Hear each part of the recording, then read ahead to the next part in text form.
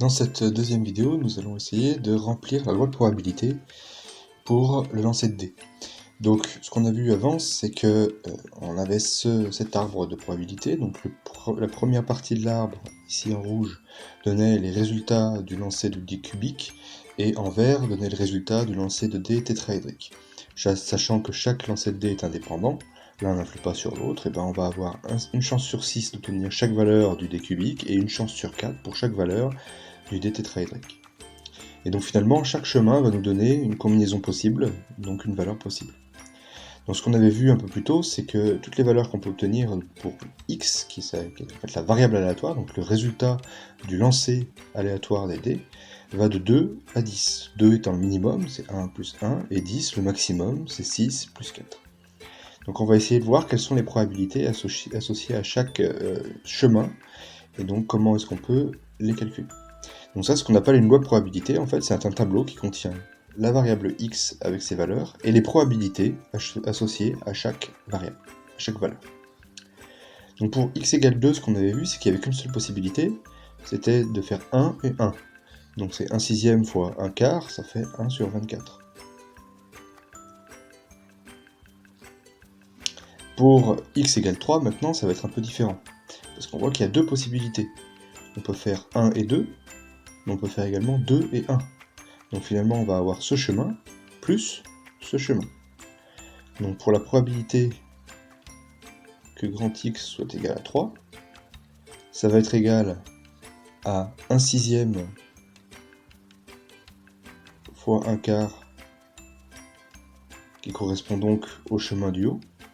D'accord, obtenir 1 puis obtenir 2, plus 1 sixième fois 1 quart, qui va correspondre au chemin du bas.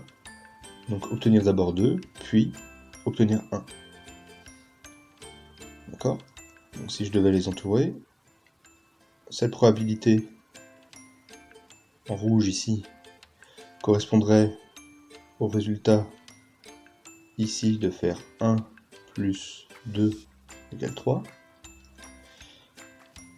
Et la probabilité que j'entoure en vert ici, ça correspondra à ce chemin, faire d'abord 2, puis 1. Donc ici c'est 2 plus 1 égale 3.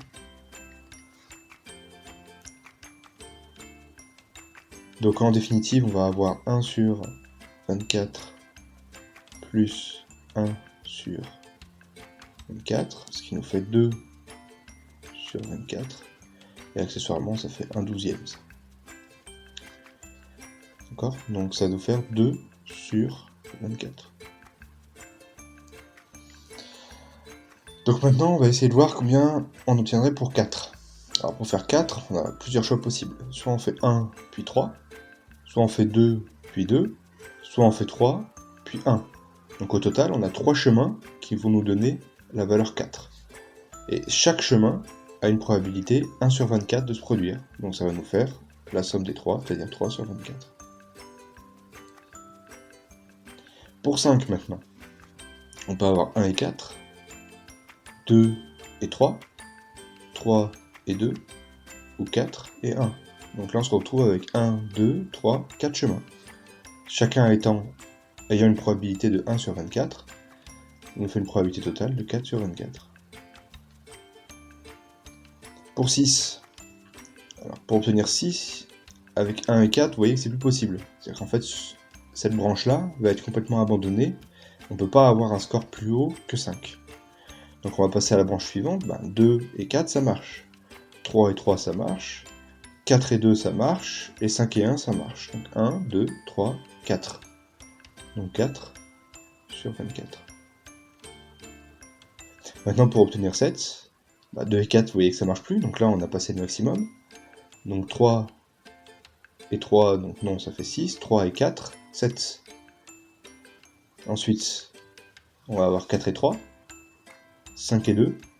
6 et 1. Donc il y en a 4.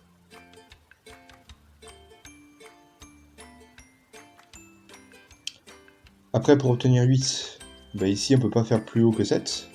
Donc là, on va passer ici, on aura 4 et 4. Ou alors 5, 3. ou 6 et 2. Donc on n'a plus que 3 chemins possibles. Donc 3 sur 24. Pour obtenir 9 maintenant, bah ici on ne peut pas faire plus haut que 8. Donc on va passer là, 5 et 4, ou alors 6 et 3. Donc plus que 2 chemins possibles. Et 10, enfin, il n'y a qu'une seule possibilité, c'est le maximum sur les 2 dés, donc 6 et 4. Donc ça nous fait bien 10, et on a une chance sur 24 que ça se produise. Bon, et maintenant, si on fait la somme de toutes les probabilités, normalement, on a la probabilité totale. La probabilité de faire un score quelconque entre 2 et 10, ça doit être 1. Donc on peut compter, on a 1 plus 2 plus 3, donc ça nous fait 6 et 4, 10 et 8, 18, 19, 20, 3 et 1, 4, ça fait 24. 24 sur 24, ça fait bien 1. Donc la probabilité totale vaut bien 1, et on a obtenu notre loi de probabilité, avec toutes les probabilités associées à chaque valeur de x.